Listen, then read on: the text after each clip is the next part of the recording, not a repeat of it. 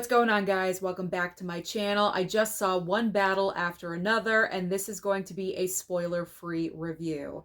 Written and directed by Paul Thomas Anderson, One Battle After Another has an incredible cast. You have Leonardo DiCaprio, Sean Penn, Benicio del Toro, Regina Hall, Teyana Taylor, and also a newcomer named Chase Infinity. And she is absolutely going to be one to watch in the future because in this film, she is outstanding. Now, I do have to admit that when the first trailer dropped for One Battle After Another, I wasn't really totally interested, but then the second trailer debuted and it grabbed my attention more, and I got excited for the film. And I'm just so happy to report that this movie is fantastic. It is absolutely not going to be for everyone, and that is going to be interesting to see how the audience does react and respond to the film, because it's very much in the political climate. There are hot topics that are occurring right now that are brought up in this movie. And so that's where the division may come in. But I'm really encouraging all of you out there watching this review to go and see One Battle After Another. Who knows? It may challenge your thoughts and your beliefs just a little bit. It absolutely makes you do some thinking about certain subjects and certain issues that are so, so controversial and hot topics, as I mentioned right now. So it's one of those films that are necessary, as I like to say, because we need movies like this that cause conversation and for people to communicate with one another other than saying, oh, it was a good movie, I really enjoyed it. We need more than that sometimes.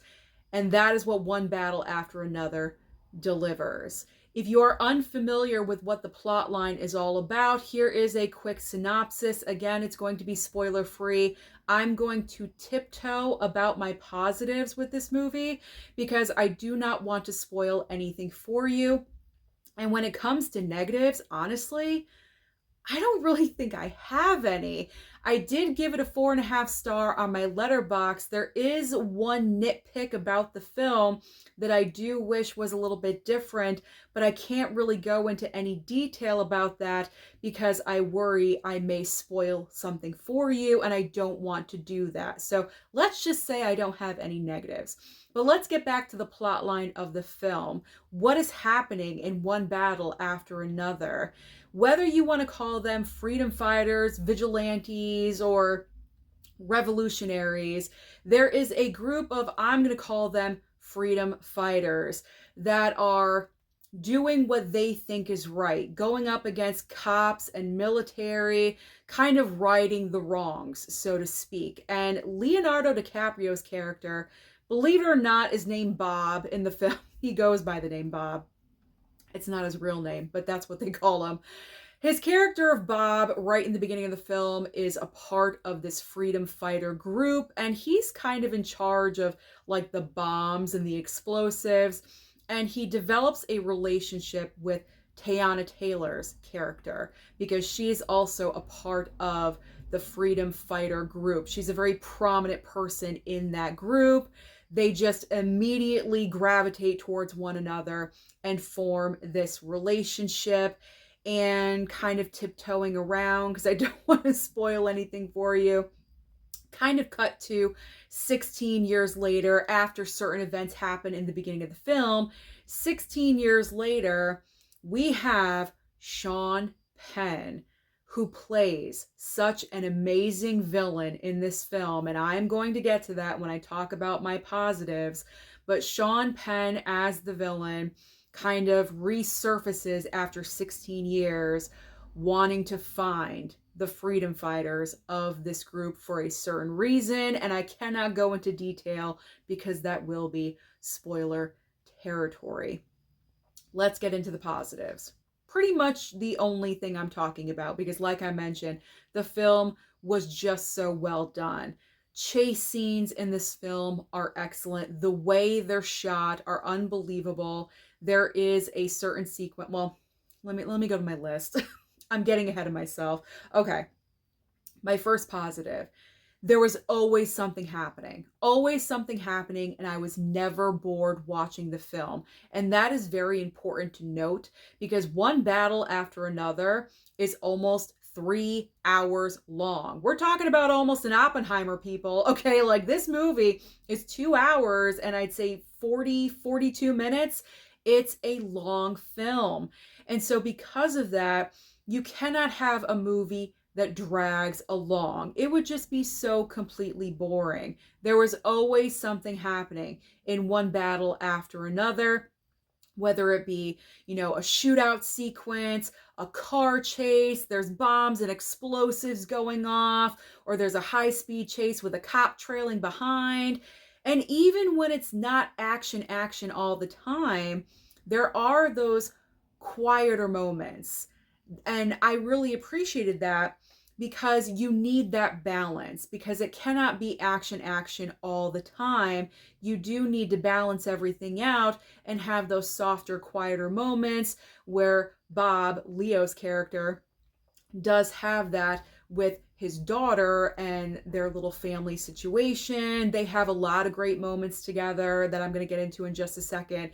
And so I just really loved all of those elements. And what I was going to say when I was like getting ahead of myself, there was one scene in particular that really built the tension in the film. It's in the third act of the movie. And there's one point where Leo's daughter is driving a car and it's very hilly. And it's like the camera is placed as the driver. So you feel like you are driving the car yourself and you're going over these hills that are going like this up and down. And it's kind of cutting away and then going back. And I always felt like something was either going to jet out into the road or she was going to get distracted and she was going to have an accident. And it always kept you on your toes. So the filmmaking was just so well done. And I really did appreciate that. Another positive is the relationship between Leo's character and Chase Infinity, who plays his daughter. Their dynamic in the film, even though they don't have a ton of scenes together, but their one main scene, which you probably saw in the trailer for the film, is when she's like going to a dance or something and her friends pull up in the car and they have this little comedic exchange with each other. And I just want to be polite. That's what he's saying. I love that. And there were sprinkles of comedic relief throughout the entire film. And that is my next positive. There was a tone shift every now and then, and there were lighthearted comedic moments. Because if it was just serious drama for almost 3 hours, that would be too much to take. And the comedy was not expected. So that was very much appreciative, at least on my end. I love humor. You know me, I like to joke around. And so I love to have little sprinkles of comedy, thrown in every now and then. And one battle after another definitely delivered in that aspect. And my theater that I was in the Dolby Theater. It was such a great experience. And there were some people, and I was surprised because it was kind of an earlier showing in the day. So for, to have like a half full Dolby Theater earlier in the day on a Friday, that was actually nice to see. So I'm optimistic, fingers crossed, that one battle after another is going to perform well this weekend.